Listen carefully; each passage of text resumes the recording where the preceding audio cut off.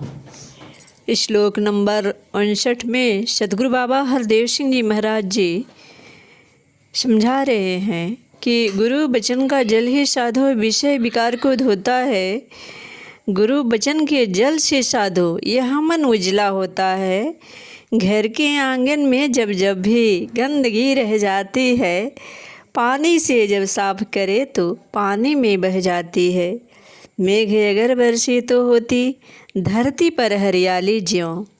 गुरु कृपा बरसे तो होती जीवन में खुशहाली त्यों।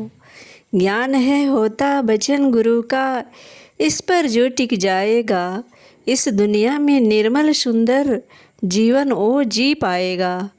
कहे हरदेव गुरुमत वाला संभल संभल के चलता है। जग काजल की कोठरी से बच के साफ निकलता है। यानी कहने का भाव है कि सतगुरु बाबा हरदेव सिंह जी महाराज जी अपने भक्तों को समझा रहे हैं कि गुरु के जो वचन है वही ये हर एक संतों की विषय विकार को धो डालता है।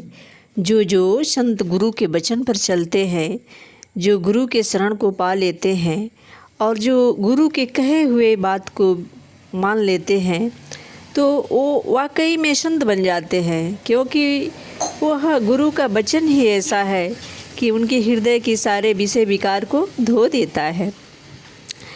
और गुरु वचन के जल के साधो वह मन उजला हो जाता है, उसका हृदय उजाला हो जाता है। हृदय के अंदर कोई किसी के प्रति नफरत का भाव नहीं रहता है।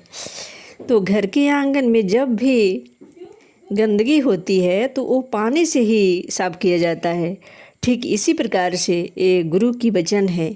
जब हम गुरु के सानिध्य में सत्संग में जाएंगे तो वो हमारे हृदय के हर एक कचरे, हर एक बुराई से परे कर देंगे और हम अपने हृदय में अपने गुरु और निरंकार प्रभु से जुड़ जाएंगे।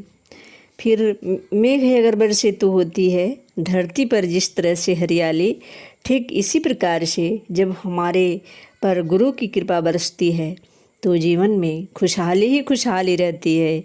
जब हम सेवा सिमरन सत्संग करते हैं तो हमारे ज़िंदगी में किसी भी प्रकार की बाधा भी अगर आ जाती है तो वो छू मंतर की तरह से हट जाती है और फिर जीवन खुशहाली तरीके से खुशी के रास्ते पर चल पड़ती है।